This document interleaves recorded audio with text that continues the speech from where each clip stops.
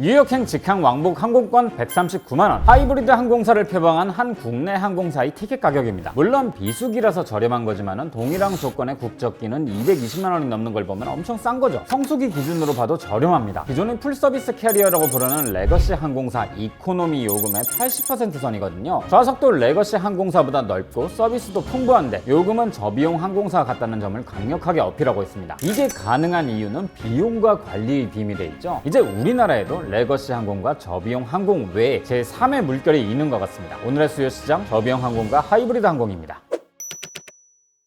앞서 언급한 것처럼 하이브리드 항공의 컨셉은 저비용 항공사처럼 저렴하면서 서비스는 레거시 항공사처럼이죠. 컨셉만 보면 되게 이상적이지만 세부적으로 따져보면 그게 가능한 이유가 있습니다. 앞서 언급한 뉴욕행의 경우에는 도착공항이 JFK 국제공항이 아니라 제2공항인 뉴요크 공항이거든요. 또 출발 일정이 제한적이고 좋은 시간대는 아니죠. 저렴한 데는 다 이유가 있는 거예요. 그럼에도 이런 하이브리드 항공사가 제3의 항공사로 떠오르게 된 이유는 FSC와 LCC 두 항공사업의 경계가 흐릿해졌기 때문입니다. 일반적으로 어떤 시장이 고가와 저가로 양분되어 있을 때 중가 시장을 노리면 대부분 실패합니다. 소비자 니즈가 고가와 저가로 양분된 상황에서 중가를 들이밀면 단점만 부각되거든요. 저가라기엔 비싸고 고가라기엔 질이 떨어져서 오히려 애매한 거죠. 근데 항공 여객 시장은 좀 다릅니다. 항공산업의 규제 폐지 이후 등장한 저비용 항공사들이 항공산업의 지형을 완전히 뒤바꿔놨거든요. 그저 싸기만 한 항공사라고 생각했지만 많은 소비자들이 이용을 할 정도로 큰 성과를 거뒀고 오히려 레거시 항공사들이 저가 항공사의 모델을 흡수해서 적용하기 시작한 거죠. 또 대한항공의 자매회사 진에어나 아시아나의 자회사 에어부산처럼 레거시 항공사들이 직접 저비용 항공사를 운영하기도 하고요. 반대로 저비용 항공사들도 FSC에서 운영하는 마일리지 제도 등을 채택해서 운영하고 있죠. 덕분에 소비자들 중에서도 FSC와 LCC를 상황에 따라서 모두 이용하는 사람들이 늘어나면서 두 항공사를 이용해본 소비자들의 비중이 절반을 넘어가는 상황이 되었습니다. 그렇게 저가와 고가 시장의 영역이 느슨하게 겹치는 부분이 많다 보니까 그 부분을 노리기 위해서 하이브리드 항공이란 개념이 탄생한 거예요. 자, 이 하이브리드 시장을 이해하기 위해서는 우선 저비용 항공사들이 어떻게 운영되는지를 이해해야 합니다. 항공산업의 규제 폐지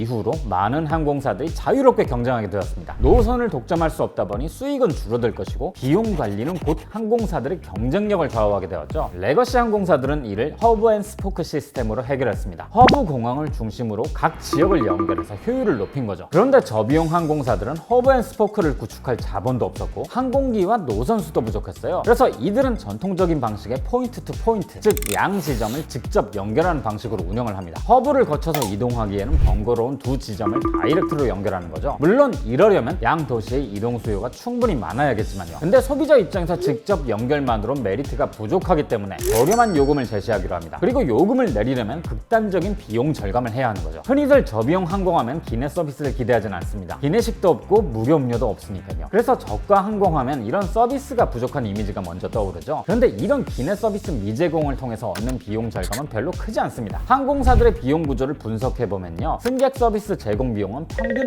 5% 미만에 불과하거든요. 그러니까 승객 서비스를 완전히 없애버려도 최대 5%밖에 줄어들지 않는다는 얘기입니다. 여기서 저가 항공사들은 비용 절감에 마법을 부리죠. 저가 항공사들은 우선 가급적 인도받은 지 얼마 안 된 새 비행기를 씁니다. 새 비행기는 비싼데 왜 그럴까 싶지만 사실 이게 비용을 줄이는 방법입니다. 비행기의 연식이 짧을수록 고장도 덜 나고 수리 비용도 줄어들거든요. 항공기 구매나 리스 비용이 전체 비용의 10%고 또 정비 비용도 10%임을 감안하면 계속해서 발생할 수 있는 정비 비용 감소에 목적을 둔 거죠. 이뿐만 아닙니다. 저가 항공사들은 단일 기종 혹은 소수의 기종만 도입해서 운용하거든요. 항공기의 기종을 통일하면 그만큼 정비가 편리해져서 정비 인력은 줄어들고 숙련도는 올라갑니다. 이 방식의 원조격인 미국 사우스웨스트 항공은 보잉 737만 767대를 운용하고 있죠. 항공기를 통일하는 것만으로도 정비 비용과 인건비가 절감되는 거예요. 그리고 한 나라의 메인 공항 대신에 제2, 제3 공항을 이용하는 것도 비용 절감이 됩니다. 제1 공항들은 항공기들이 많이 몰려서 공항 이용료가 비싸거든요. 공항 이용료 및 내비게이션 요금이 전체 비용의 8%라서 이것도 줄이는 거죠. 그리고 여기서 비용을 더 줄이려고 공항 체류 시간도 줄여버립니다. 승객이 내린 뒤에 다음 승객이 탑승할 때까지 준비 시간을 최소화하는 거죠. 이래서 좌석마다 정리가 필요한 담요 같은 물품을 안 주고 쓰레기가 발생하는 음식도 안 주는 거예요. 보통 좌석 앞에 있는 AVOD가 저비용 항공에는 없는 것도 이런 이유가 있어요. 단순히 단순히 서비스 비용을 줄이는 게 아니라 재정비 시간을 줄여서 그만큼 더 많이 운행할 수 있으니까요. 승객 서비스가 거의 없다시피 한 것도 인건비를 아끼기 위한 목적이 포함되어 있습니다. 서비스가 없는 만큼 인력도 필요 없을 테니까요. 항공사들의 운영 비용에서 평균 25% 이상이 인건비란 걸 생각하면 사람만 줄여도 비용이 상당 부분 줄어든다는 거죠. 또한 좌석 등급을 나누지 않고 승객을 빽빽하게 채우니까 좌석당 금액이 저렴해도 항공기당 총 매출은 크게 줄지 않는 거죠. 저비용 항공사들의 항공권이 예약 취소나 변경 수수료가 비싸고 혹은 아예 취소가 안 되는 경우가 있는 것도 비슷한 이유입니다. 한 번 운행할 때 좌석 점유율을 극대화해야 하는데 취소나 변경이 자유로우면 그만큼 손해볼 수밖에 없거든요. 이처럼 저가 항공은 비용 관리의 극대화를 통해 저렴한 여행을 원하는 니즈를 파고든 거예요. 하이브리드 항공도 기본적인 개념은 비슷합니다. 동일 기종을 사용하고 공항 이용료가 저렴한 공항이나 터미널을 사용하죠. 또한 퍼스트 클래스는 없고 이코노미 위주로 통일되어 있습니다. 다만 차이점이라면 비즈니스급의 좌석을 FSC와 비교하면 반값에 살 수 있다는 거죠. 이코노미 또한 80% 수준으로 저렴합니다. 다만 중장거리 노선 위주로 운영하는 점과 중장거리 노선이라 식사와 AVO들을 제공하는 점은 FSC와 유사하죠. 엄밀히 따지자면 FSC급 서비스란 하이브리드 항공의 컨셉은 중장거리 운행의 특성상 제공할 수밖에 없는 요소란 점도 고려를 해야 할 겁니다. 요약하자면 저비용 항공사와 기존 레거시 항공사들이 서로의 방식을 모방하다 보니 아예 처음부터 양쪽 방식을 채용한 하이브리드 항공이란 개념이 등장한 거죠. 해외에서는 2000년대부터 본격화 됐지만 국내는 이제서야 도입된 모델입니다. 미국이나 유럽 같은 중장거리 노선을 좀 더 싸게 간다는 점에서 하이브리드 항공이 소비자들에게 새로운 옵션이 되는 것은 사실입니다. 가격에 민감한 여행 소비자들은 기존 항공사들이 제공하는 것보다 더 저렴한 가격을 원할 수가 있으니까요. 그로 인해서 여행 수요가 늘어난다면 분명 긍정적이라 할 수 있습니다. 하지만 이 개념이 등장한 지 벌써 20년 정도가 흘렀음에도 항공산업에 유의미한 영향을 못 미쳤다는 건 사실 하이브리드 항공사를 운영하는 게 상당히 까다롭다는 뜻도 되죠. 실제로 이런 컨셉으로 유의미한 성과를 낸 곳은 미국의 제트블루 정도고 대부분의 다른 항공사들은 그렇지 못한 경우가 많으니까요. 저비용 항공사에 비해 비용 절감 요소가 적다는 것은 그만큼 비용 관리가 어렵고 경영을 잘못할 경우엔 비즈니스 모델 자체가 흔들릴 수가 있죠. 우리나라 저비용 항공사들의 서비스 수준이 꽤 좋다는 것도 불안 요소 중 하나입니다. 저비용 항공사들과 노선이 겹치는 중거리 노선의 경우는 애매한 포지션이라는 단점이 부각될 수 있으니까요. 그럼에도 불구하고 현재 국내에서 새롭게 제시되는 하이브리드 항공은 저비용 항공사의 등장 이후 항공시장의 비즈니스 모델이 또 한 차례 변화하는 현상으로 봐야 할 겁니다. 이렇게 새로운 비즈니스 모델이 등장하고 변화하는 시장이 건강한 시장이기도 하죠. 앞으로 항공시장의 변화와 하이브리드 항공이란 개념이 잘 안착할 수 있을지는 지켜봐야 할 겁니다. 그것이 소비자인 우리에게도 좋은 것이니까요.